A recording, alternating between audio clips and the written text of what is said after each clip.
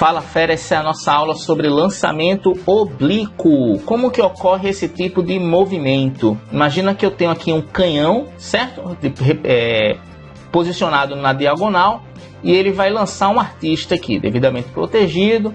Esse artista, ele vai percorrer essa parábola. Então a trajetória do lançamento oblíquo é uma parábola, ok? Esse aqui é o lançamento oblíquo. É como se fosse um jogador batendo um tiro de meta, ou um lançamento de dardo. Então tem vários exemplos sobre esse tipo de movimento, tá certo?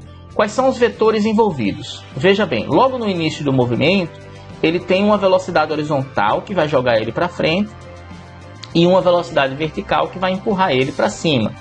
O que vai acontecer com o passar do tempo? Veja, essa velocidade horizontal vai se manter constante e essa velocidade vertical vai ficando cada vez menor. Cada vez menor. Então você tem uma velocidade horizontal constante e uma velocidade vertical que está diminuindo na subida. Quando ele atingir o ponto de maior altura, ó, vai diminuindo, diminuindo. Quando ele atingir o ponto de maior altura, a velocidade dele é zero e a velocidade horizontal continua. Esse ponto é chamado de altura máxima. Do outro lado da altura máxima, eu vou ter a velocidade x continua constante e a velocidade y agora está aumentando, ó.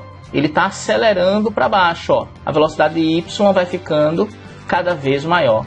Então, resumindo o problema, num lançamento oblíquo, eu tenho uma velocidade horizontal constante, uma velocidade vertical que diminui na subida, é zero na altura máxima e aumenta na descida. Isso acontece com a velocidade horizontal constante, porque na horizontal o movimento é uniforme e na vertical o movimento é uniformemente variado com uma aceleração para baixo, que é a aceleração da gravidade. Por isso que a aceleração para baixo diminui a velocidade para cima e aumenta a velocidade para baixo. Ok? Bom, vamos ver. Ele saiu com essa velocidade diagonal. Essa velocidade diagonal forma um ângulo com a horizontal, certo? Essa velocidade diagonal forma um ângulo com a horizontal. E horizontalmente eu tenho uma velocidade Vx, dado por V0x no início do movimento, né? A velocidade x é V vezes o cosseno desse ângulo θ. E na vertical ele tem uma velocidade Vy, que é dada por V vezes o seno de θ. Ah, Japa, eu vou me complicar aqui, misturando seno e cosseno. Não vai não, veja bem. Você vai ter um vetor com ângulo, ó o ângulo aqui, com ângulo, e um vetor sem ângulo, com ângulo e sem ângulo. Com ângulo é V cosseno, sem ângulo é V seno.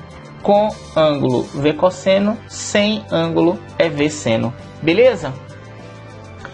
Bom, pessoal, então inicialmente eu tenho duas velocidades, uma Vx e uma Vy, a gente já aprendeu a calcular.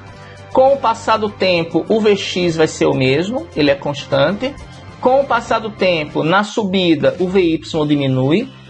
O Vy atinge o valor zero na altura máxima e o Vy aumenta na descida, tá certo? Então, em cada ponto da trajetória, eu vou ter um par de velocidades, exceto na altura máxima, em que eu só tenho a velocidade Vx porque Vy é zero.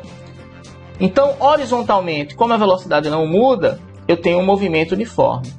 Verticalmente, como a velocidade diminui na subida, é retardado, e aumenta na descida, é acelerado, na vertical o movimento é uniformemente variado.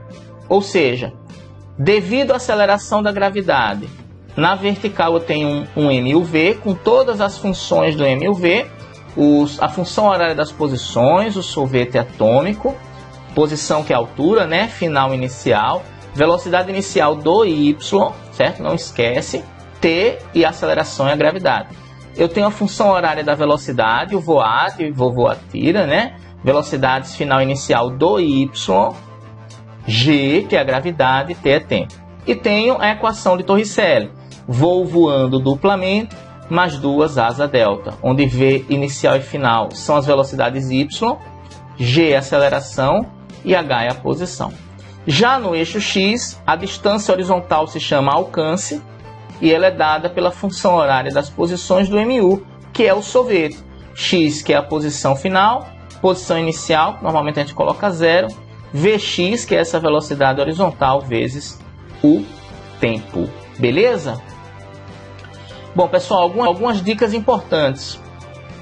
O alcance máximo que se tem, né, no lançamento oblíquo, ele acontece com um ângulo de 45 graus. Então, o maior alcance possível aqui é um alcance com ângulo de 45 graus. Beleza? Com isso, os seno e cossenos são iguais, então Vx e V0y vão ser iguais também.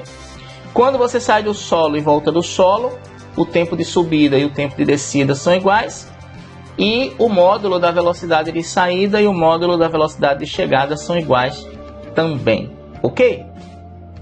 Na altura máxima, o Vy é igual a 0, então para calcular a altura máxima a gente usa V0, Vy igual a 0, tá ok? Bom, pessoal, essa foi a nossa aula sobre lançamento oblíquo. Temos também a próxima aula sobre questões de lançamento oblíquo e vemos as aulas sobre lançamento horizontal e questões sobre lançamento horizontal nessa mesma playlist. Curtiu, dá o joinha, se inscreve no canal e compartilha com a sua turma para todo mundo assistir as nossas aulas, beleza? Aquele abraço.